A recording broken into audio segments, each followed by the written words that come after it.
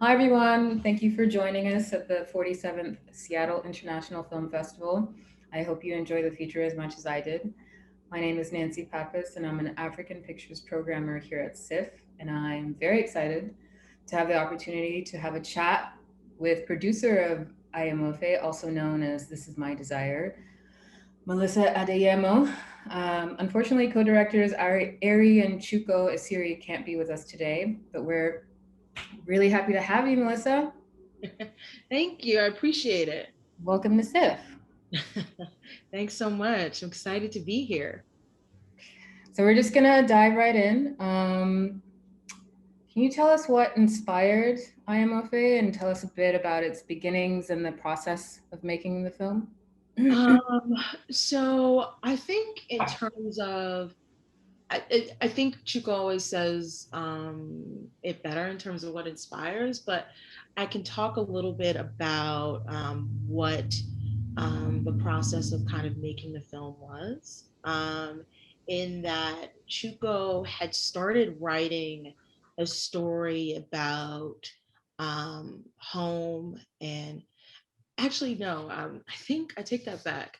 I think the way it started, because it predates me, I kind of came on after the story had been kind of fleshed out in a lot of ways, but the way I think Chuko kind of came to the story was that he had kind of like been seeing a lot of films at the time about this need to kind of, we always see these films of like leaving home for greener pastures. And he both found himself and wanted to kind of tell a story of kind of living with the frustrations of home, because you leave home but you kind of leave all of these things that you truly love. You leave your family, you leave the comforts of home, like your favorite foods, your favorite like walkabouts, like your favorite beer spot, all of these things, friends, and so he wanted to kind of explore that a little bit in the art of film. And so when he started going to film school, he actually started writing the story then. And as he was developing it, he brought his brother, who is also very much his collaborator.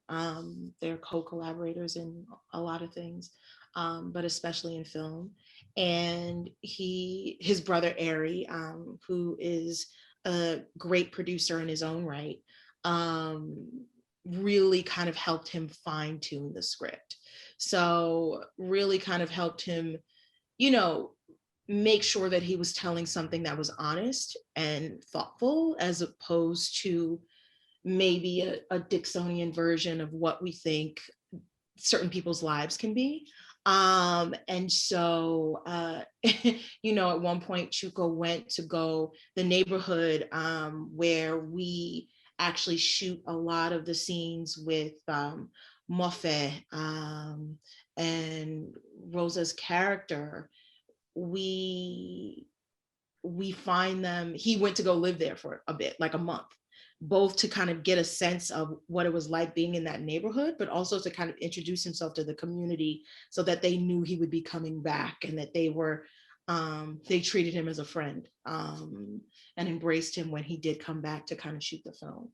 So, and I'm trying not to be long-winded, so let me know if I am.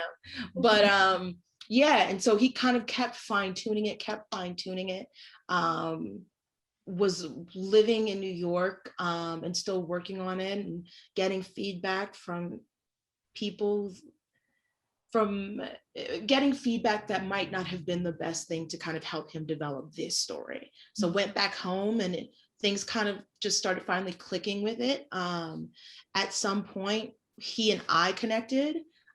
He and I had actually met at when he was going to NYU. We met during a class where we had a very heated discussion, for Nigerians, also known as just, for most people, it's known as arguing. For Nigerians, it's a heated discussion about the ability to tell certain types of stories in Nigeria, and whether we were capable, or not we so much as like whether it was possible and what we could do. Like, and it was this discussion that was kind of like it took over the entire class, if you will, for a minute. And then we connected after we got into that fight. Fast forward, I met him at AFRIF, which is the African International Film Festival outside of Lagos. And I was presenting a film called Still Water Runs Deep, which it was a short that had gone to TIFF that I had shot in Nigeria with one of my longtime collaborators, Abasi Akami. He saw it, he loved it. He was like, I'm looking for a producer for this film. I'd love for you to read the script. I read it, it was beautiful. And I basically was like, I want to do this. And that's kind of how I think the story developed, but also how I kind of came to be onto the project.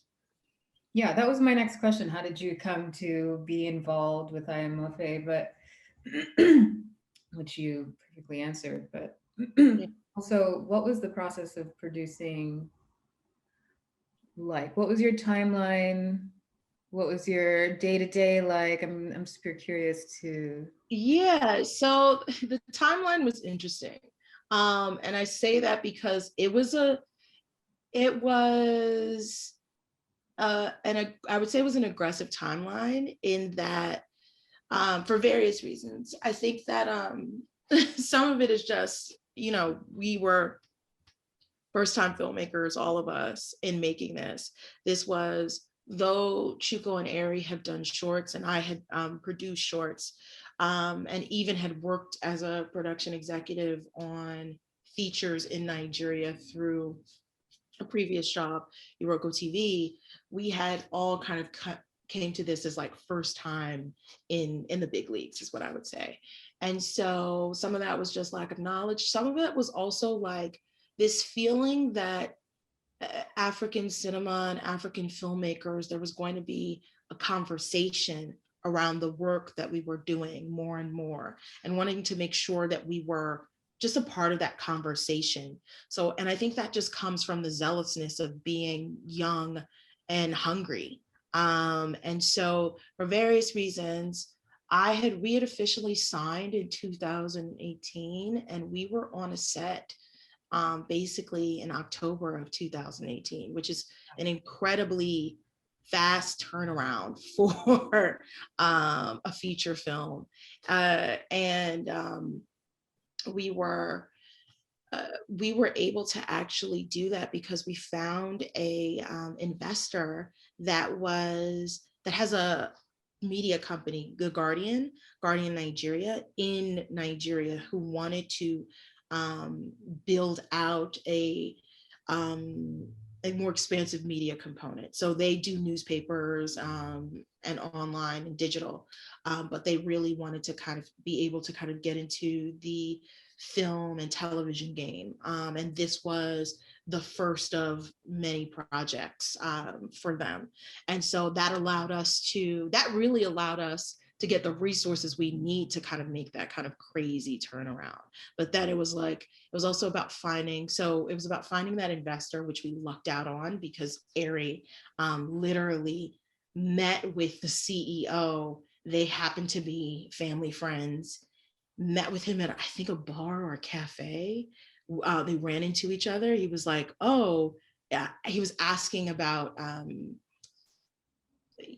being able to kind of, he was asking about something, and essentially like just being able to connect. He was like, oh, we're doing a film. And he was like, oh, I'm building out a company. And they were like, we should talk. And that's literally how we got our main financier. And Ari and Chuko's family were able to also help us kind of source through some other parts of the financing as well. Like their mother was actually the lead on that. But yeah, so I hope that's answering the question. No. Because there's that, and then there's also the nuts and bolts of production, which is like a whole nother thing. And that's I'll be quicker on this part. So part of that stemmed from like the support we needed was two parts, because it was like there was the department heads where both all of us had been working in New York. So for the department heads, and the boys have a very specific language of cinema. So they were very thoughtful about who they were going to use as department heads and where they were going to come from. We liberally have a global crew. Arseni, who was our DP, is from Eastern Europe. Our production designer, Thaisa Marlouf, is she's from Brazil. Our AD is also from South America, but like also works in New York. All of these people work in New York, but just kind of really finding people in New York that were international and that we felt would be up to the challenge in the game of like going to Nigeria and shooting a specific type of independent film.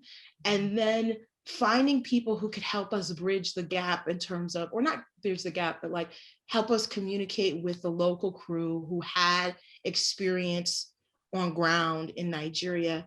And that, or at least on the production side, came through the help and support of our co-producer, Adesultan Sangodoyin. He's gonna really be mad. I might have butchered his last name.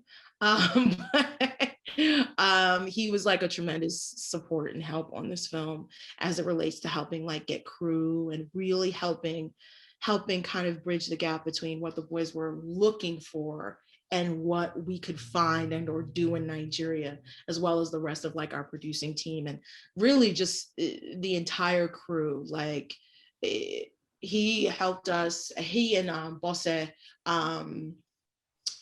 Bosse, who's another major producer on ground in Nigeria, helped us get the crew necessary to support those department heads that we were kind of bringing in. And then from there, we were just kind of rocking. But yeah, like, like I've literally read the script in December. We signed deals in March, and then in October we were off to the races. That is an incredibly quick turnaround.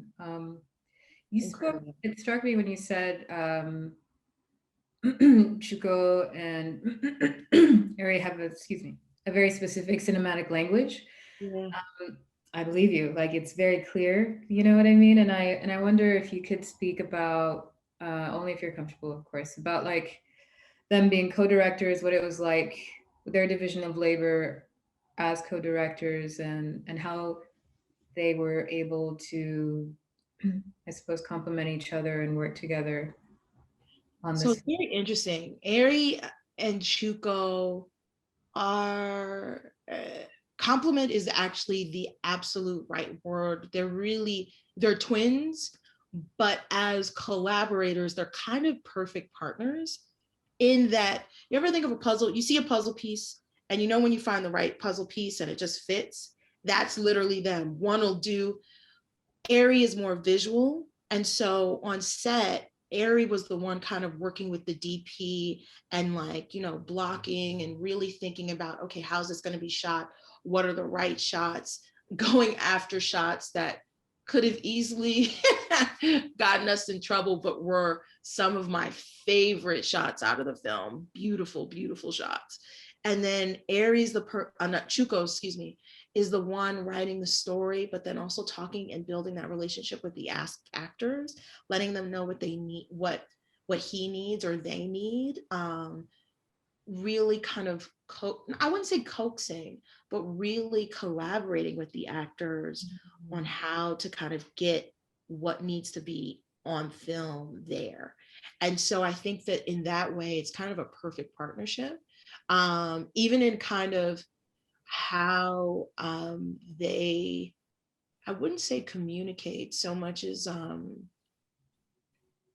how they tend to approach things. I think in that they are, I consider them like, if, you know, we're all on this spectrum, right? And the two of them are one spectrum, if that makes any sense. They feel like they each fill in the different parts that makes this kind of perfect partnership marriage.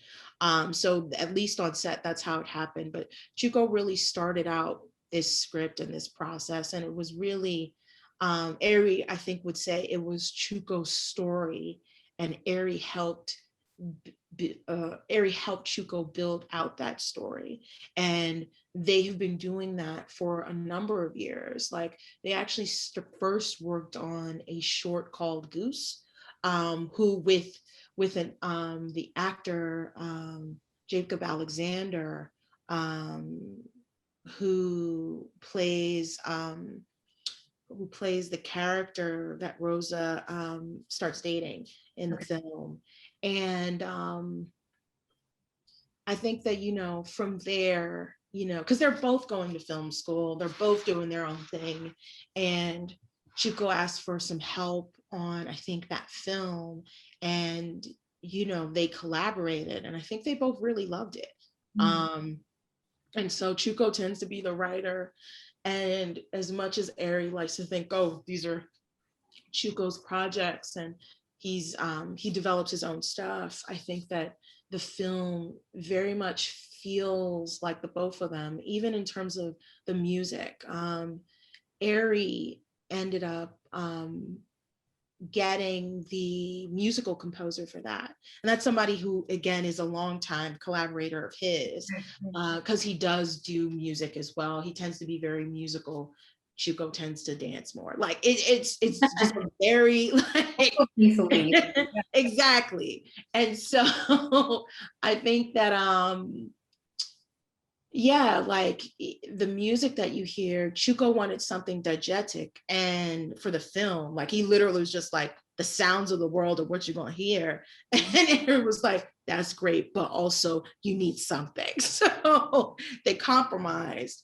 And what we hear is a lot of things that like Ari kind of led on, in terms of going back to Chuko and saying, hey, what about this? What about that? What do you feel about this? And building that out with the composer, and then basically both choosing songs and or creating music that we now hear in the film. Yeah. The actors in the film are really great. They're like truly some wonderful, Oh wonderful. my God, they're like my favorite people. They were the easiest people. Like, oh, I love our acting team. Like, I love every single one of them. They're amazing. Um, from Temi to Cynthia to Jude, who is a godsend. So yeah, He's that's what I wanted. How did you? Because Rosa and Mose are they're perfect for those roles. How did you zero in on them? Like, how did So you? all credit actually goes to Chuko. This is another division of labor uh, tact thing. But so what happened was, Ari, to start, I think it was Ari who saw Jude in he saw him in a play in London and loved his look and remembered it. And then one of Ari's very good friends, who's also in the film, Tamiwa Edun, he actually was close with Jude. And so Ari, I think, remembered it and said, hey, do you remember that guy? Can you make an introduction? And he said, yeah, sure. He did. Jude read the script, loved it, decided to come on. And Jude is like somebody who he's a true character actor, in that he's consistently working. He's always working in theater or doing a television job or something.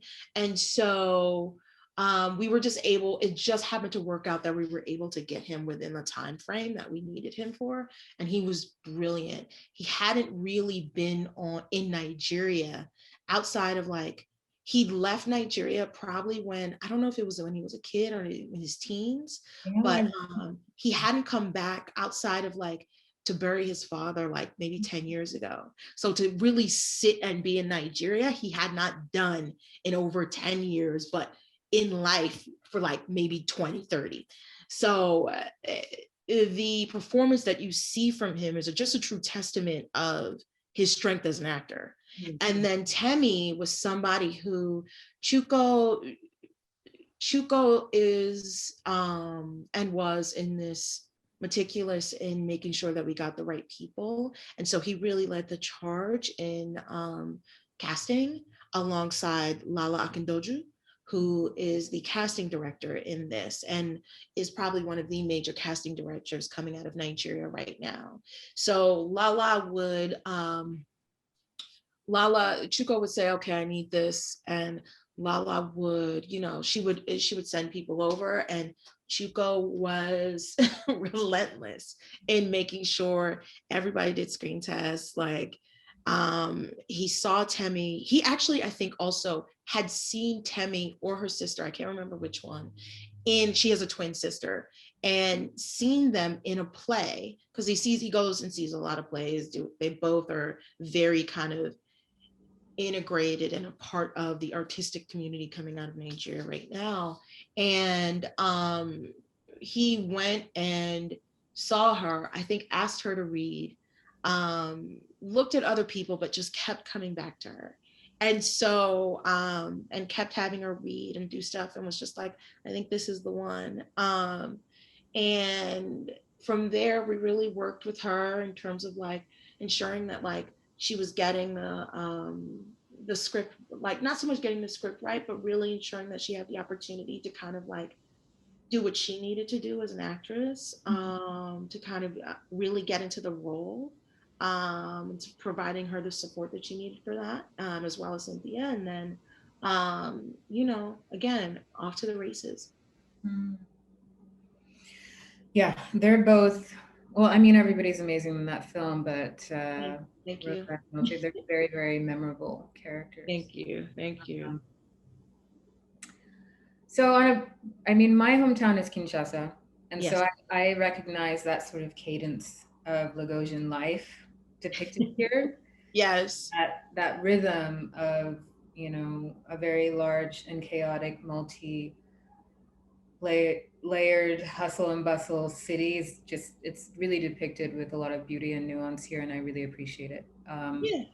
But from like government office to like expat bar to like villa to Yeah. kind of like a more cramped apartment in a more impoverished area. Like all of those experiences can be experienced within one day. Like the scale Yeah. is so massive and it's dichotomous and crazy. And I'm wondering how much of this film is meant to be representative of cities in Africa, and then also what aspects do you feel are uniquely Nigerian, and then So, uh, what universal messages exist there as well. I know it's a lot yeah. to but So I think that and this is me as an artist. My favorite artist, writer, painter, photographer, whatever, is Toni Morrison. And she has this statement, and I'm sure several other artists do, but she's the one I remember, where it was like, this specific, she basically, I don't remember the exact quote, but it's basically something to the effect of the specific is universal. And I think that I don't know if Ari or Chuko or even myself really set out to tell a story about Africa as a whole. I think we set out to tell a story about these people, these characters, and then more specifically Lagos, Nigeria, which I really feel like is the third character in this. Um, she, because I think all cities are she, they're going to support you. yeah, I think she, as in Lagos, there's a chaos and there's a beauty in that chaos, and there's a dysfunction, and there's a love, and there's a hardship, and there are all these things that you find in the film that you find in Lagos that is specific. And I think what we set out to do was tell this specific story. I love the idea that, or the fact that you see Africa and you feel Africa from that. Like you feel that tied to your own home, and or uh, that it generates that kind of level of love in someone's bones, or I like self. Like that is for me the point of making stories, and more specifically of telling African stories or stories from the African diaspora. Um, but I think that like, I think we really set out to tell a story about like Lagos and how it functions and how people function in a space where money really runs everything in that city. And more than that, you run on your own efforts and resources. And so again in that city. And so I think that like, I think we set out to tell that story, and then it just allowing it evoking something in anyone is the universal that comes from a good story. Hmm. So, Definitely. or I what I feel like hope is a good story. very good story. I feel like that claustrophobic, because I mean, it's um, our main characters are dreaming of different We're dreaming of the other horizons. side. The grass is Yeah. always greener. And that claustrophobia, or that trying, and that like turning this direction, being shut, turning this direction, getting a wall, turning this direction, having a door slammed on you, is very palpable in that feeling of like Lagos being that chaotic thing. Mhm. There's always something going on. There's always so many balls being juggled in the air, and like that's very much like an evident feeling in the film. Yeah, yeah. But there, and I wonder though, like the visual language and the aesthetic of the film is beautiful. It has like a type of nostalgia. It could be modern, but it also could be from another era. And Yeah. that decision, um, I don't know, to shoot on 16 millimeter, the cinematography in general, like how does that inform the story itself, non-verbally, if you feel comfortable So answering? I think, as I've heard Ari speak about this specifically, I think that you know, the boys, the the boys really kind of wanted something. Ari's been working in cinema for a number he's been working in cinema for a number of years before we did this, and working specifically in film and 16 millimeter film. I think he shot something in 35 mil right before this, but in Nigeria. But I think that, and I had worked with him on something that he had shot in 16 millimeter in New York, a brand video. And so I think both I think the boys kind of like knew that, and more specifically, Ari knew and was comfortable shooting in Lagos and shooting on film in Nigeria for and with this film. Now, logistically, it was a nightmare because there are no film developing anything on the continent of Africa, I believe. Like maybe SA, but actually, when we looked, no, not even that. So you would have to fly it to London, France, or New York. And we had established contacts at Kodak in New York. So that's where we developed it. And I prayed over every single reel of that film every time it left. And thank God we didn't have any issues for the film that left. Yeah.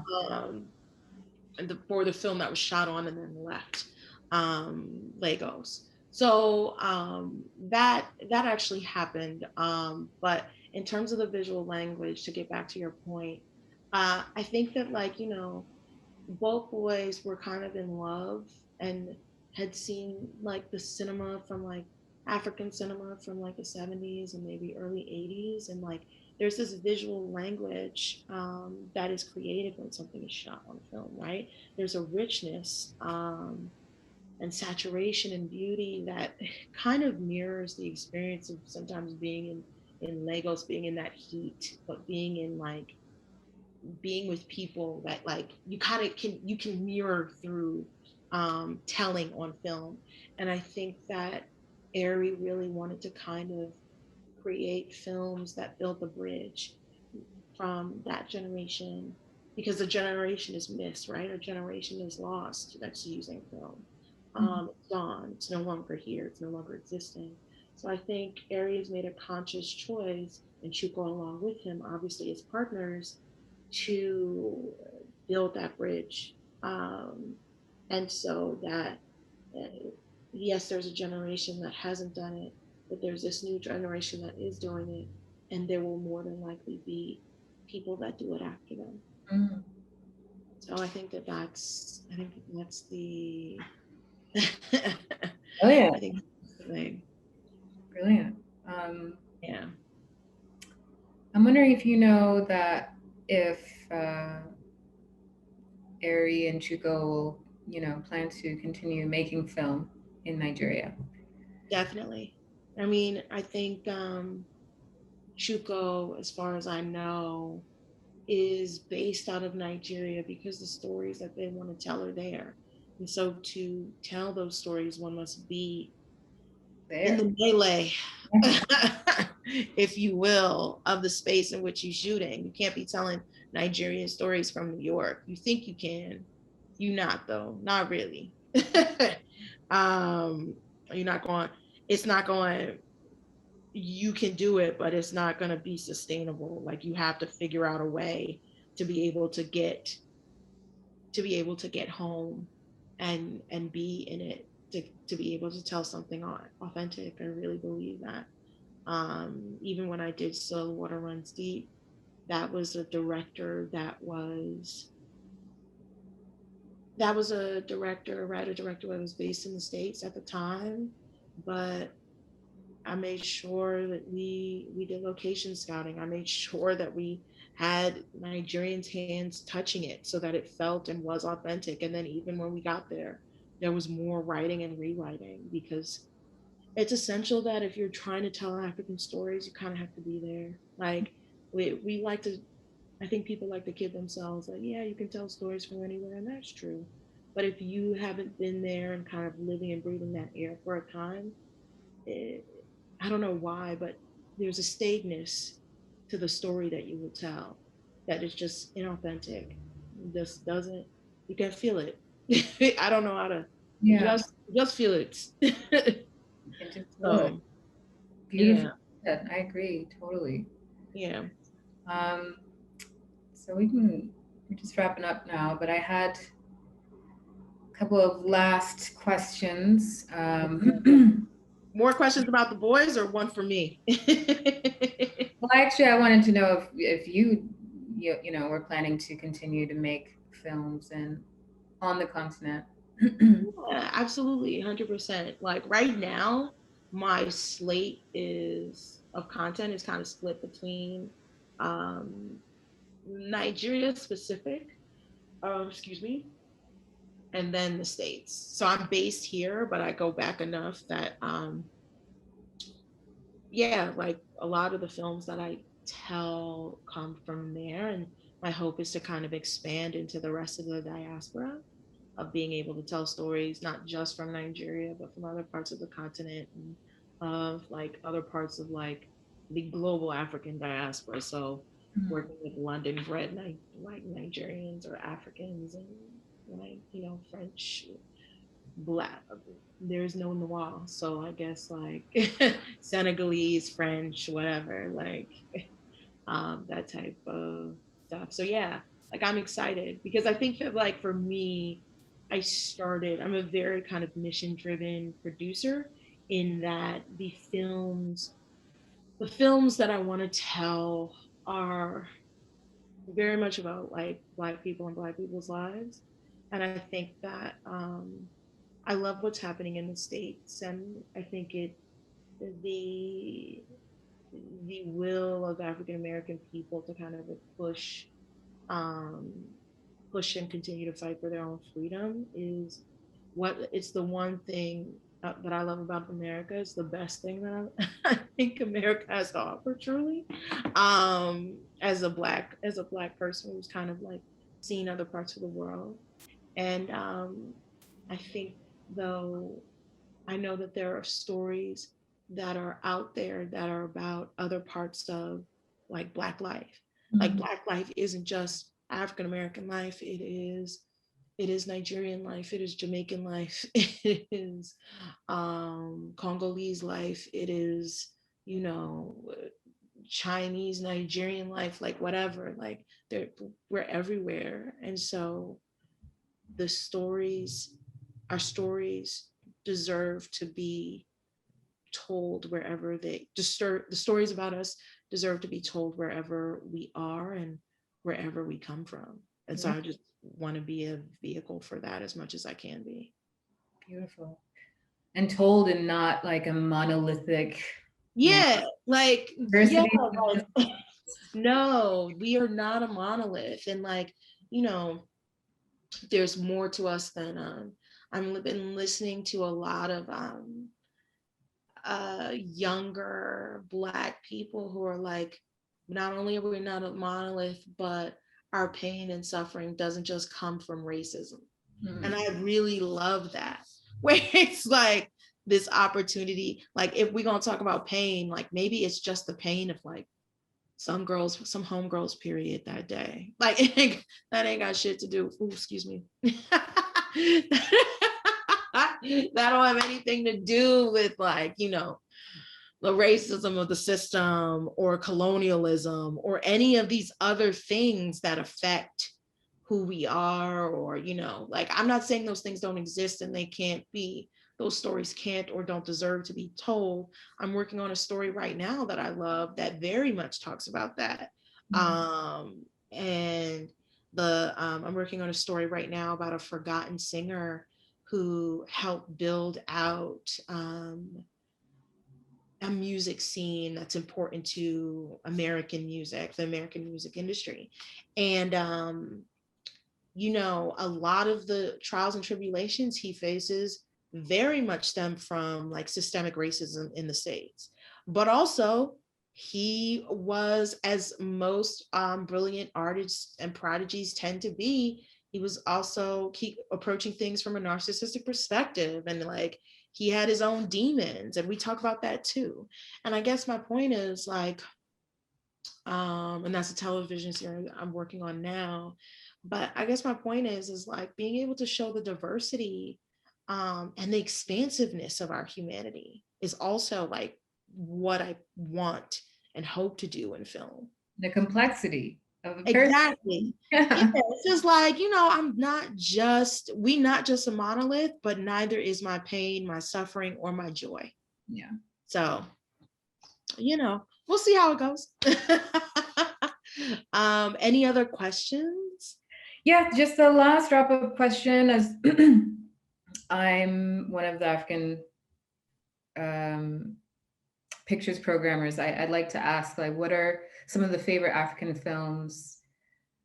Um, they can have directly inspired Adeyemo, or they can be films of yours that you find you want to share that have been very Um, inspirational to you. so, so favorite films. I like most African filmmakers. It's there was there um there's Usman Simben. Obviously, I love so much of his work, but I think the film that first like really blew me away in like it was in a college film course. I'll never forget it when I watched Tuki Buki and I was like, Yeah, no. like my top five ever. It was like because it was the first time I had seen.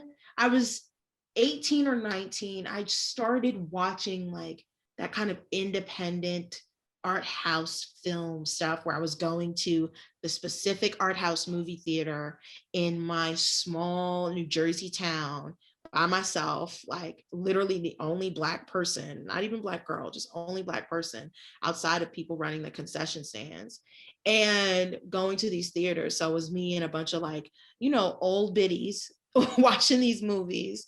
And then I step into a class again for African cinema. Thank you, Kayama Glover, wherever you are. Because she was my professor she was my African cinema professor through a class that I did at Barnard. I went to Columbia undergrad, but I love Barnard. Anyway, she she turned on that film, and I was like, it was the first time I'd ever seen a film that was a Black art house film. And it seems completely just untouched, even though it's so much about this voyage and them getting to, the other side, if you will. Like, I feel like it was like also devoid of like, it was saturated in Blackness. It was saturated in Senegal. Like, and that actually, that film was like the reason I wanted to go to Senegal. I ended up going like 2 years later to study like a lot of the Senegalese Francophone African filmmakers, but in the Francophone African industry. But that film, and this film is like, it's such a Black classic, but The Last Dragon with Bruce Leroy, like, and Sho'nuff and all of them, because first off, that film, it's an action film, but also a musical but it's not a musical. I could stand and talk about that film all day. I'm gonna watch it today. Oh my God, you've never seen it? Oh, so it's a Black exploitation flick. Let's be clear. It was made in 1983, the year I was born. The best year God ever created. We thank you. Also the year of the thriller. And and the film, it stars Vanity, and the film, it's made by Berry Gordy, it produced by him. And I think it's actually one of the only films he's ever produced. And the film is essentially about this kid who's looking to find the thing that's going to lead him to his elevated status. He's a kung fu master. He learns everything he can. He's a kung fu master based out of Harlem. He watches Japanese flicks, but also is the top of his game. He runs a dojo. Anyway, that film, the reason I love that film is because it's just this amazing piece of escapism, again, completely defined by the Black community and within like the Black community. And I just love that. And then City of God is a film, I reference it a lot because it was the first film, again, where it's just like, it's about violence and a love and youth that is palpable. Like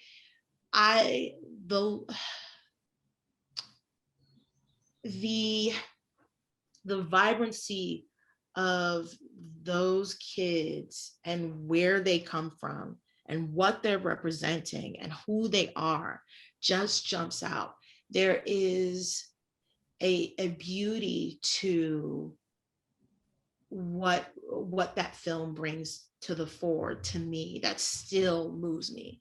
Like, it is both, again, I think good films can be multiple things and have multiple things to say.